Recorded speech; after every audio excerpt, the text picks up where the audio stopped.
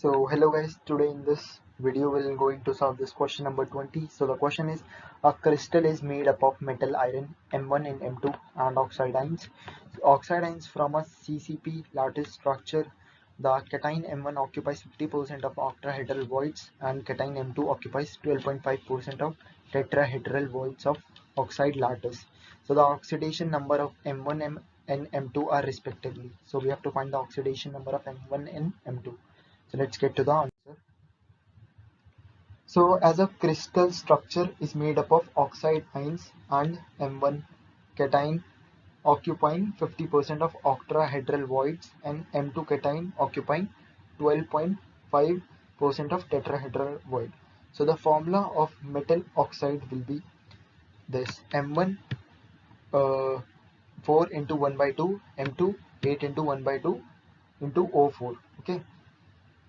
So from here we can solve this, and by further solving this we'll get M1 2 into my M2 1 into O4.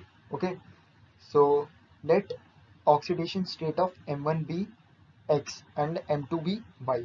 So we know oxide ions carries -2 charge and overall charge on this oxide is 0. So that's why this will gives us 2x plus y.